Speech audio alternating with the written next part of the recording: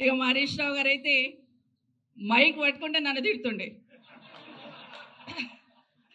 మాకు home minister ఇచ్చున్నారు, నెత్తి మీద టోపీ లేదు, చేతిలో లాఠీ లేదు అని తిడుతుండేమో అంటే మళ్ళీ లోపలికి వచ్చి అక్క ఎట్లన్నా కానీ ఇట్లా ఉద్యమం నడిపిస్తున్నాం చూడు, జర చూసుకో అని చెప్తుండే నాకు. సో నిజంగా సంతోషం అనిపించేది. ఆ తిట్టులో కూడా నాకు ప్రేమ కనిపించేది. ఎందుకంటే నా తమ్ముళ్ళు నన్ను తిడుతున్నారు, నా వాళ్ళు నన్ను తిడుతున్నారు, ఖచ్చితంగా ఉద్యమంలో విజయం సాధించాలని ఆరాటం ఉండేది. ఒకరోజు రాత్రి 10 గంటలకు వచ్చారు, దండుని వేసుకొని వచ్చాడు ఇంటికి. సరే వచ్చాడు కదా, లోపలికి వచ్చి కొంచెం కాఫీ తాగి లంచ్ టైం డిన్నర్ టైంకి వచ్చిన భోజనం చేయి తమ్ముడు అంటేను, లేదక్క నా భోజనం తెచ్చుకున్న గేట్ కాడ కూర్చొని తింటా ఈరోజు నా నిరసన అన్నాడు. రాత్రి 10 గంటలకు మా ఇంటి ముందు గేట్ ముందు కూర్చొని తింటానంటాడు.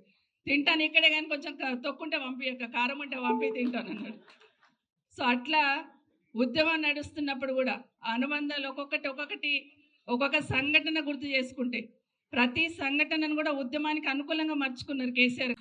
ఇక మా హరీష్ రావు గారు అయితే మైక్ పట్టుకుంటే నన్ను తిడుతుండే. మాకు హోమ్ మినిస్టర్ ఇచ్చున్నారు, నెత్తి మీద టోపీ లేదు, చేతిలో లాఠీ లేదు అని తిడుతుండేమో అంటే మళ్ళీ లోపలికి వచ్చి అక్క ఎట్లన్నా కానీ ఇట్లా ఉద్యమం నడిపిస్తున్నాం చూడు, జర చూసుకో అని చెప్తుండే నాకు.